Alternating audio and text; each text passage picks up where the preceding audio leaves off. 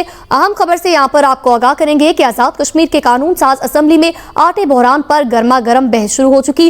दो साबिक वज़ीर आज़म का आजाद कश्मीर कानून साज असेंबली में आटे के बहरान पर बहस, खुद ही फूड पॉलिसी बनाई, खुद ही मनसूख कर दी। राजा फारूक हैदर और अब्दुल कय्यूम नियाज़ी के दरमियान मुकालमा हुआ। साबिक वज़ीर आज़म अब्दुल कय्यूम नियाज़ी के मुताबिक सिर्फ नीलम नहीं, पूरे आजाद कश्मीर में आटा मिल ही नहीं रहा।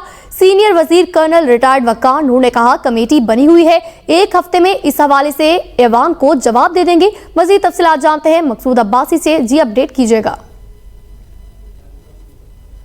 जी, आजाद कश्मीर कानून साज असेंबली का जो इजलास है आज दिन 11:30 के बजाय 12 बजे शुरू हुआ।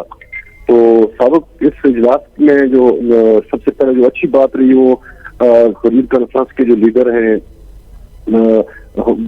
यासीन मलिक, उनकी बेटी ने आके मोदी को ललकारा भी और उसने कहा कि 2019 से जो मेरे वालिद मोहतरम है वो इसमें पाबंद सलासल है और मोदी गासिब है और उसकी जो मुसल्लह अफवाज है वो मौजूदा कश्मीर में जो लोग हैं, निहत्ते लोग, उन पर जुल्म कर रहा है।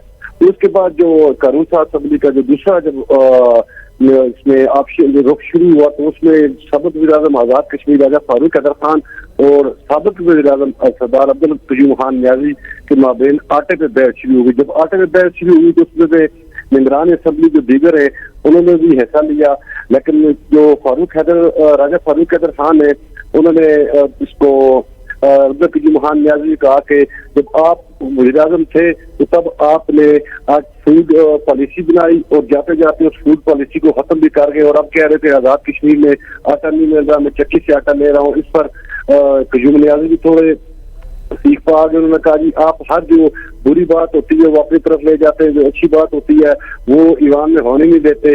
तो इस पे काफी तकरार रहा। उसके बाद फिर दीगर मेंबरान असेंबली है वो भी आज जो इसमें रजिया सुल्ताना के असेंबली इजलास के बाद से इजलास मुलतवी होने तक पूरे मेंबरान असेंबली जितने भी ईवान में थे दोनों तरफ से वो असेंबली में आटा ही पुकारते रहे और आटा ही पुकारते रहे। अपडेट करने के लिए बहुत शुक्रिया आपका।